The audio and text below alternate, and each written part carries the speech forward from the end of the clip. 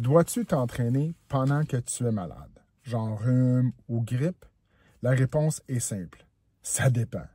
Ça dépend dans quelle étape que vous êtes rendu de votre maladie. Si vous êtes dans l'étape numéro 1, que vos symptômes sont très forts, vous avez de la fièvre, vous avez de la fatigue chronique, la réponse, c'est non. L'entraînement peut prolonger votre récupération.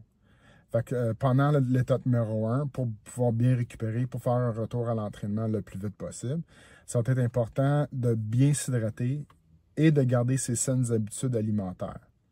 Je sais quand on est fatigué et qu'on a de la fièvre, c'est pas toujours évident de pouvoir éviter les repas faciles qu'on n'a pas l'habitude de manger. Mais ce que je te suggère, c'est des soupes ou des bouillons pour pouvoir t'aider à garder tes saines habitudes alimentaires. Fait qu'il ne faut pas avoir peur d'une semaine de repos. Tu ne perdras pas de masse maigre. Il n'y a aucun problème avec ça.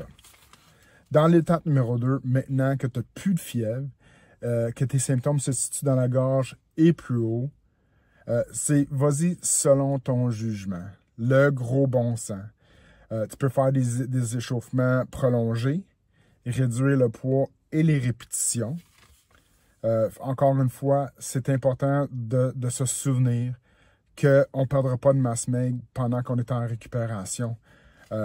La question est-ce qu'on devrait retourner au gym pendant qu'on est encore des symptômes de grippe ou de rhume? C'est utiliser le gros bon sens. Vas-y au gym si c'est nécessaire. Moi, je suggère de vous entraîner à la maison pour faire un retour progressif vers l'entraînement normal. Mais si vous n'avez pas d'autre option que le gym, utilisez le gros bon sens. Soyez respectueux envers les autres. Nettoyez l'équipement comme il faut. Nettoyez les poids libres et les barres que vous allez toucher avec vos mains. Lavez vos mains régulièrement ou utilisez le Purell qu'il y a encore au gym ou plus souvent il y a encore au gym. Si vous êtes à l'aise, mettez un masque. Mais le plus important, c'est utiliser le gros bon sens. Utilisez votre jugement. Tu es à la fin de tous tes symptômes et tu es en début de récupération, qui veut dire la fatigue est diminuée, tu n'as plus de symptômes comme la congestion ou le mal de gorge. C'est le temps de faire un retour. Mais soyez logique dans votre retour, faites un retour progressif.